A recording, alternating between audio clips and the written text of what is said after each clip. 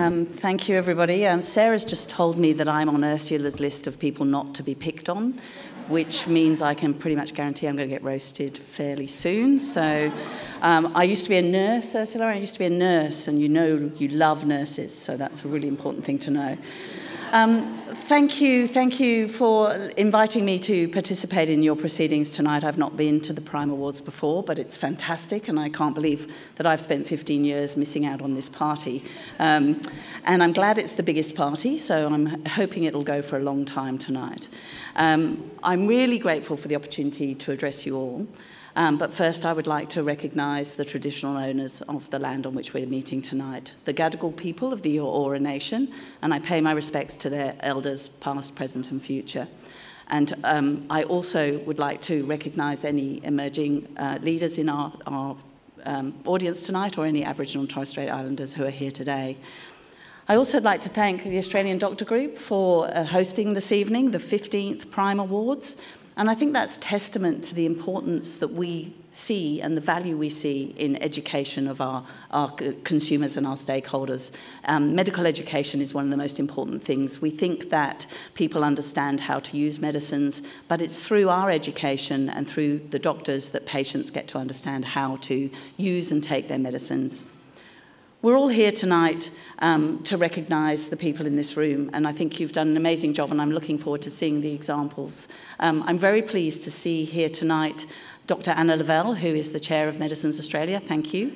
Many of my board directors are here, and other managing directors and senior leaders of the industry, so congratulations to all of you for the things that you do. We're here because we believe in medicines.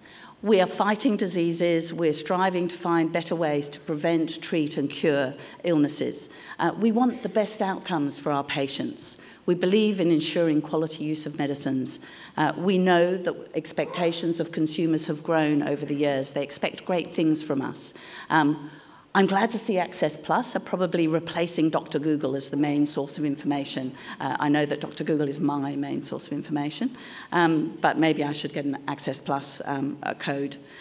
But patients and healthcare professionals expect a lot from the industry. They expect us to meet their high quality demands for providing the best treatments available to their patients, to providing them with choice in options to treat their patients.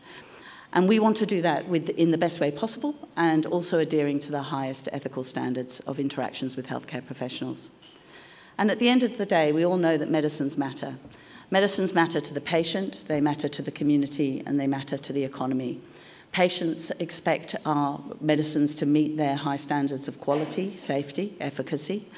They expect them to treat the diseases and keep them active in their communities and in their families.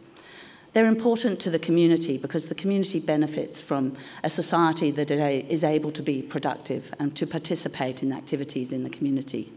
But they matter most of all to the economy, because if you can prevent people from missing work, or keep children in school, or keep people well so that they can continue to contribute to their superannuation, if you can improve people's quality of life and their ability to produce and be productive in society, you increase income tax revenue, you reduce dependence on welfare, you increase productivity for our government, and you increase the GDP. So they matter very much to the economy.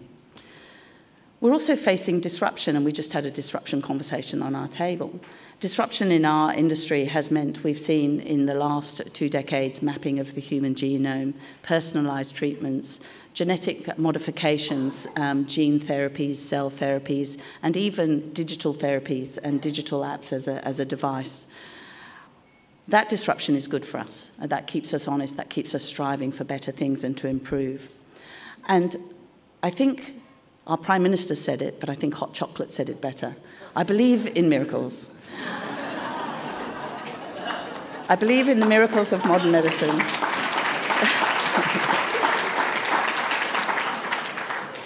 I believe there are more miracles to come because we still have a lot of challenges to overcome. And you take cancer, for an example. We know that cancer is still a leading cause of disease burden in Australia, with enormous social and economic impact.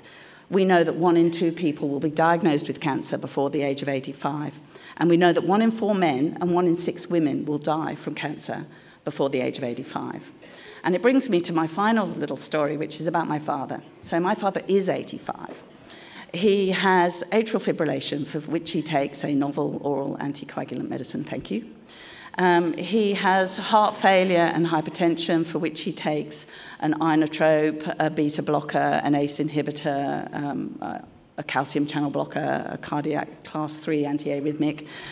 He has 2 artificial hips and chronic back pain from crushed vertebrae. So despite all that, he's actually got all his marbles and he's quite active.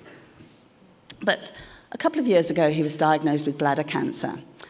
Fortunately, early diagnosis and prompt treatment with intravesical chemotherapy. I'm glad you all know what that means. Fairly brutal treatment.